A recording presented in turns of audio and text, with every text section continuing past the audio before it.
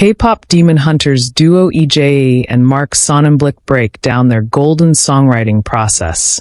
Sound and screen film many layers went into the process of creating Golden, the breakout anthem from Netflix's most-watched film ever, K-pop Demon Hunters. At Deadline's Sound and Screen film event, singer-songwriter EJAE, who sings the vocals for the film's main character Rumi, voiced by Arden Cho, unpacked the creation process with co-writer Mark Sonnenblick. Since its debut on the streamer in June, the film has netted 325 million global views, with its soundtrack racking up 8.3 billion streams. Every line and every 10 seconds of the song has to do something different because it's a move.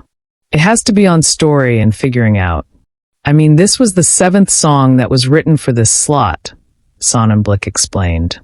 Part of what really clicked with this version of it, aside from this amazing track and its iconic dentist melody, everyone had the best sense of what exactly needed to happen story-wise. It's a song about them. EJAE first came up with the melody on the way to the dentist, and she played the original voice memo for the audience at UCLA's Royce Hall. Written by IDEO, 24, Teddy, EJAE, and Sonnenblick, Golden has amassed 952 million streams on Spotify.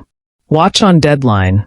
The track had this bittersweet sound to it that instantly required me to create a melody. But when I was making the melody, it was always with the intention of what the directors wanted in that scene, she said. Maggie Kong really did want a scale going up melodically and also being really hard.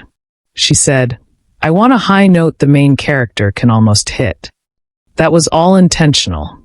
The pair demonstrated an early draft of the song with longer, more theatrical lyrics that were edited down for the final version.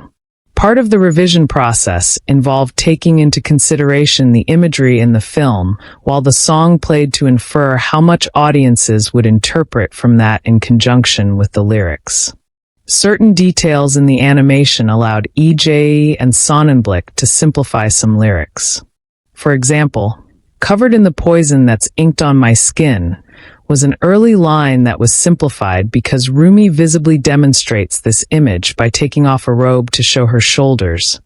The first 4 lines are Rumi's anxiety about inheriting this role from her mother, who was also a hunter. Then you see in the animation, you have Zoe's backstory with 2 lives. That's literally because she's pulled between 2 cultures and 2 homes. And then you have 2 lines about Mira, Sonnenblick added. But really dialing in. Okay, what is the story you need to hear about these characters in that moment? And then in a cool way, you get to the bridge where you're in a pop song, the literal pop song they're releasing. The bridge is Rumi alone, singing her feelings like a musical that is not diegetic. You have the song in universe that then the bridge is actually her, singing something that is not a part of the song.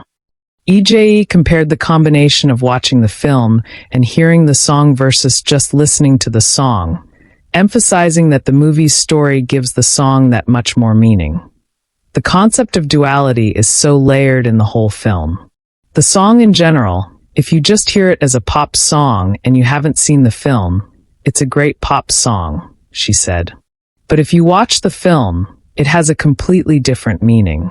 In the bridge, again, you see the depth of the song and the lyric and what the song really means when you watch the film. A sequel film is being eyed for 2029, but EJAE and Sonnenblick remained tight-lipped when asked if they had any upcoming dentist appointments. Check back Monday for the panel video.